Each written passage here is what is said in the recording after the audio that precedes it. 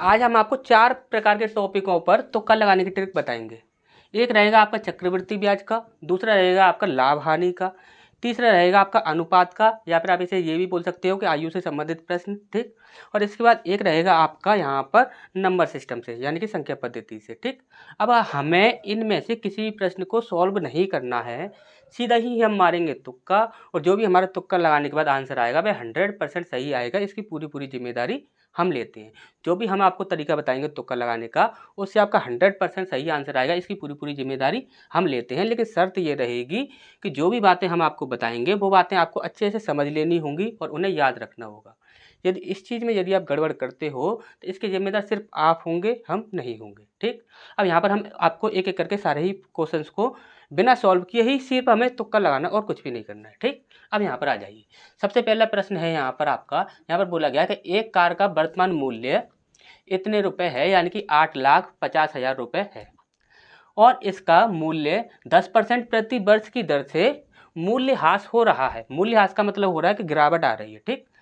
इसके बाद 4 वर्ष बाद इसका मूल्य रुपए में क्या होगा, ये हमसे यहाँ पर पूछा गया है। अब आप इस प्रश्न को यदि सॉल्व करने बैठते हो तो इसकी काफ़ी लंबी कैलकुलेशन हो जाती है, क्योंकि इसमें गुणा जब आप करोगे ना, तो गुणा करोगे, भाग करोगे, काफ़ी ज़्यादा लंबी कैलकुलेशन हो जाती है। हम आपको ऐसा तरीका बताएंगे, सीधा ही आप ऑप्शन से ही इसका आंसर दे सकते हैं। कैसे दे सकते हैं? इस प्रकार के जितने भी प्रश्न हो, कितने भी प्रश्न हो, सारे ही प्रश्नों को उठा लीजिएगा, 100% आंसर आपका सही आएगा। इसकी पूरी जिम्मेदारी हमारी। अब यहाँ पर देखिए, यहाँ पर बोला क्या गया है कि यहाँ पर बोला गया कि 10% प्रति वर्ष की दर से ह्रास हो रहा है। 10% प्रति वर्ष की दर से ह्रास हो रहा है, तो हमने बोला कि 10% की बात करें तो 10% का मतलब कितना होता है? तो आप बोलो सर 10% का मतलब होता है कि 1/10। 10% का मतलब कितना होता है? 1/10। अब यहाँ पर हमने बोला क्या कि ये ह्रास हो रहा है, तो ह्रास हो रहा है, देखिए हमेशा ही लाभ की बात करेगा तो हम क्या करेंगे, नीचे वाली संख्या में ऊपर वाली संख्या को ऐड कर देंगे। अब यदि हानि की बात कर रहा है, या फिर आपकी बट्टा की बात करें, हानि की बात करें, या फिर मूल्यह्रास की बात करें, इस प्रकार से जब कभी भी बात करता है तो हमेशा ही आपको क्या करना है कि नीचे वाली संख्या में से ऊपर वाली संख्या को माइनस कर देना है। तो माइनस करेंगे तो कितना आएगा आपका आ जाएगा 9, ठीक। अब ध्यान से समझिए यहाँ पर क्या क्या पूछा जा सकता है इस प्रश्न में, और वो सारी चीज़ें आपको निकालना एक ही बार में आना चाहिए। एक तो पूछा जा सकता है आपसे वर्तमान, क्या वर्तमान, एक तो आपसे वर्तमान पूछा जा सकता है, और एक पूछा जा सकता है बाद का मूल्य, जो कि हमसे यहाँ पर पूछा गया है। यहाँ पर बोला गया है कि 4 वर्ष बाद मूल्य क्या होगा। आपसे वर्तमान भी पूछा जा सकता था, क्या पता आपको 4 वर्ष पहले बाद, यानी कि 4 वर्ष पहले वाला आपको दे दिया जाता और 4 वर्ष बाद का आपसे पूछ रहा है, या फिर आपसे 4 वर्ष बाद का दे दिया जाता और 4 वर्ष पहले वाला आपसे पूछ लेता। कुछ भी पूछे तो आपको करना क्या है, यदि आपसे पहले वाला पूछता, क्या यदि आपसे पहले वाला पूछता तो आपको क्या करना था कि सीधा ही आपको 10 से डिवाइड कर देना था, ठीक। यदि आपसे वर्तमान वाला पूछता तो आप सीधा 10 से डिवाइड करके देख लेते, आपका आंसर आ जाता। लेकिन यदि आपसे बाद वाला पूछा जा रहा है, तो यदि मूल्यह्रास की बात कर रहा है तो 10 में से 1 माइनस कर दें, कितना आ गया 9। तो 9 से जो संख्या डिवाइड हो जाएगी भैया आपका आंसर होगा, और 9 से जो संख्या डिवाइड नहीं होगी भैया आपका कभी भी आंसर नहीं होगा। और 9 का डिवाइड का रूल आपको अच्छे से पता है कि जो भी संख्या, कितनी भी बड़ी संख्या हो, उसके यदि अंकों का योग यदि 9 से डिवाइड हो जाता है तो वह संख्या पूरी 9 से डिवाइड हो जाती है।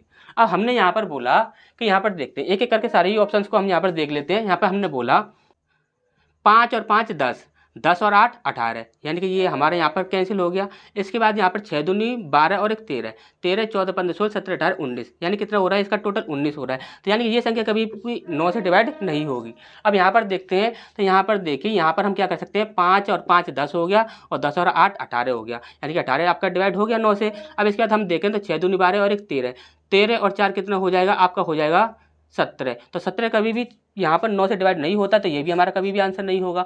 हमने बोला यहाँ पर कितना है आपका, देखिए 5 और 5 10, यहाँ पर 5 और 5 10 हो जाएगा, और 1 8 18, ठीक, 18 हो गया। अब इसके बाद यहाँ पर देखेंगे 6 दूनी 12 और 1 13, 13 तो ये हो गया। 13 के बाद यदि हम 3 में 5 जोड़ते हैं तो कितना हो जाता है 8, यानी कि 18 बन रहा है, यानी कि ये संख्या पूरी आपकी 9 से डिवाइड हो रही है, तो यही हमारा आंसर होगा। लास्ट ऑप्शन को भी चेक कर लेते हैं। यहाँ पर देखिए 5 और 5 10, और 10 में 8 जोड़ेंगे तो कितना हो जाएगा 18। अब इसके बाद बचा क्या, 6 दूनी 12 और 1 13, 13 तो यहाँ से 6 और 7 में 13 हो गया। 13 के बाद 6 हम जोड़ देते हैं तो कितना हो जाएगा 19। तो 19 कभी भी अगर आपका 9 के पहाड़े में नहीं आता है तो ये भी हमारा कभी भी आंसर नहीं हो सकता, ठीक। अब आप इस प्रकार से यदि सेकंडों में आंसर दे सकते हो तो इतनी लंबी कैलकुलेशन करने की क्या आवश्यकता है, ठीक। अच्छे से समझ आ गया। इस तुक्का ट्रिक को यदि कोई भी काट दे तो गारंटी हमारी है 100% सही आंसर निकलेगा। कभी भी कोई भी जितने भी प्रश्न हो सारे उठा लेना, ठीक। ठीक। इस बार नेक्स्ट क्वेश्चन को देख लीजिए। यहाँ पर क्या बोला गया है कि 16% के लाभ को मिलाकर ऋषि ने 2059 रुपये में जूते का एक जोड़ा बेचा। तो जूते का क्रय मूल्य क्या होगा, ये हमसे यहाँ पर पूछा गया है। ठीक, अब यहाँ पर एक बात ध्यान से समझिए, आपको कुछ भी नहीं करना है, सीधा ही आप यहाँ पर आ जाइए परसेंट पर। परसेंट पर आगे कितना परसेंट है आपका, 16%। 16% यहाँ पर देखिए क्या क्या पूछा जा सकता है, वो चीज़ आप देख लीजिए।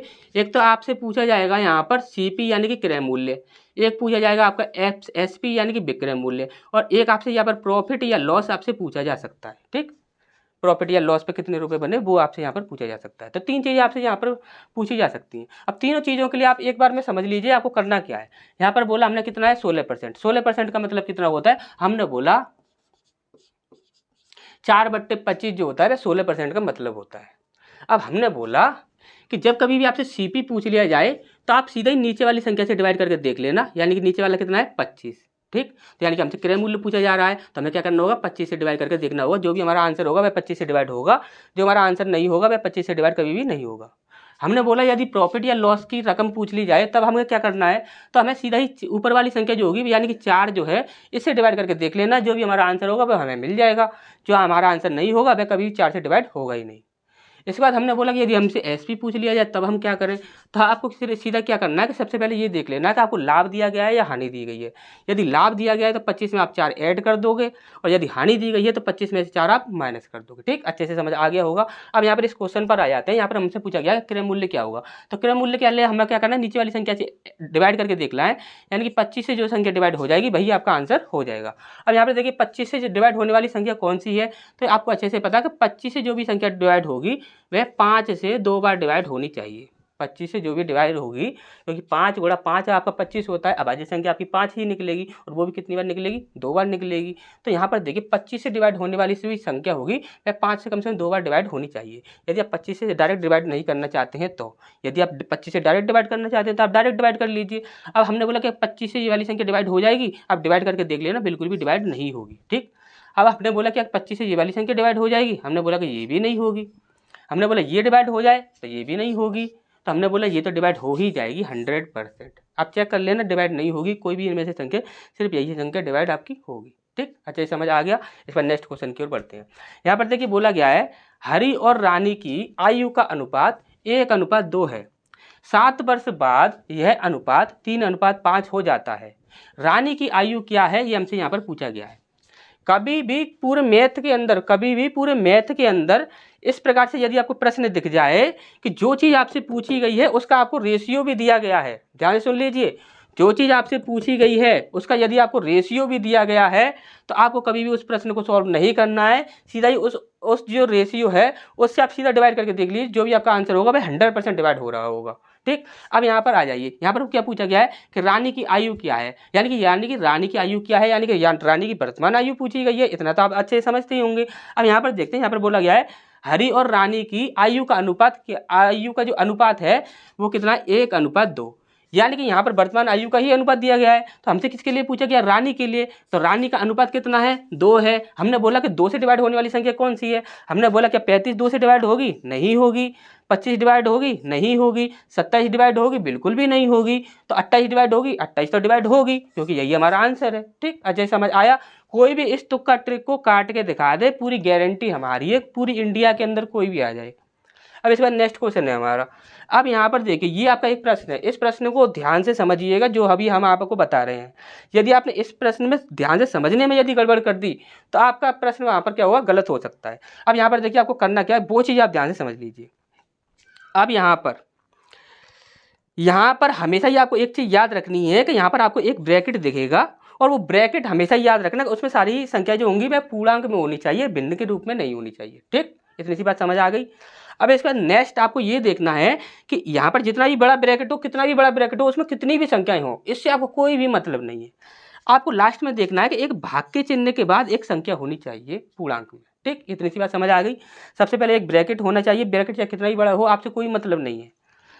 उस ब्रैकेट के बाद यदि एक भाग का चिन्ह लगाए और भाग के चिन्ह के बाद एक पूर्णांक में संख्या दी गई है, अब आपको क्या देखना है कि स्टार्टिंग में एक संख्या, फिर भाग का चिन्ह, फिर एक संख्या और उसके बाद गुणा, ये होना चाहिए। यदि ये कंडीशन आपको कभी भी दिखती है, आपको क्या देखना है, सबसे पहले एक संख्या, फिर उसके बाद भाग का चिन्ह, फिर उसके बाद एक संख्या, उसके बाद गुणा होना चाहिए, गुणा के बाद एक पूरा ब्रैकेट कभी कैसा भी हो, ये ऐसा ही प्रश्न बन के आता है, ध्यान रखिए।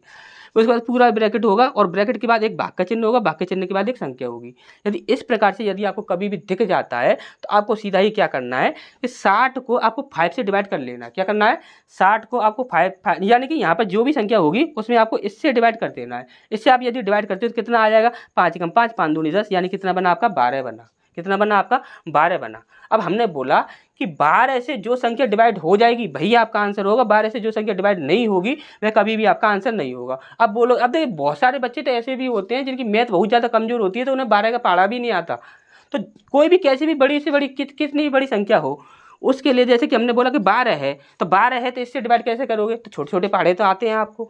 जैसे कि हमने बोला कि यदि 12 है तो इसमें से कोई भी एक ऐसी भी संख्या हो उसमें से हमेशा ही एक अभाज्य संख्या निकाल लीजिए। हमने बोला अभाज्य संख्या कितनी निकलेगी, तो हमने बोला 3 गुणा 4, यहाँ पर क्या होता है 3 चौक 12 होता है, यानी कि अभाज्य संख्या कितनी निकली हमारी 3 निकली। अब जो भी संख्या आपकी 12 से डिवाइड होगी वह 100% 3 से और 4 से दोनों से डिवाइड होगी। अब यहाँ पर देखिए ये संख्या जो है वह 3 से डिवाइड हो जाएगी, क्या ये 4 से डिवाइड होगी, बिल्कुल भी नहीं होगी, तो ये हमारा आंसर नहीं होगा। हमने बोला क्या ये संख्या आपकी 3 से डिवाइड हो जाएगी, आप 3 से देखोगे तो 3 से भी डिवाइड नहीं हो रही, तो ये भी हमारा आंसर नहीं होगा। हमने बोला ये संख्या जो है वह 3 से डिवाइड हो जाएगी, तो क्या ये 4 से भी डिवाइड हो जाएगी, 4 से तो डिवाइड नहीं होगी, 3 से डिवाइड हो रही है तो क्या हो गया 4 से तो डिवाइड नहीं हो रही, तो ये भी हमारा आंसर नहीं होगा। हमने बोला 8 और 4 कितने होते हैं 12, 12 जो होता है वह 3 से डिवाइड हो जाएगा। और 4 की बात करें तो 4 से आपका 4 एकम 4 और 4 दूनी 8, यानी कि ये संख्या जो है वह 4 से और 3 से दोनों से डिवाइड हो रही है, तो यही हमारा आंसर होगा। एक जरूरी सूचना ध्यान से सुन लीजिए, इस प्रकार की जितनी भी आपकी तुक्का ट्रिक हैं वे आपके हर टॉपिक के लिए बनाई गई हैं। Profit and loss, CI, SI, mensuration, geometry, her topic के लिए आपकी बनाई गई हैं। यदि आप उनको देखना चाहते हो तो आपको इस वीडियो के डिस्क्रिप्शन में एक लिंक मिलेगा, वह एक प्लेलिस्ट का लिंक है। उस प्लेलिस्ट में आपको हर वीडियो मिल जाएगा और हर टॉपिक पर तुक्का कैसे लगाना है और हर प्रकार के प्रश्नों पर तुक्का कैसे लगाना है वो चीज़ आपको वहाँ पर देखने को मिल जाएगी।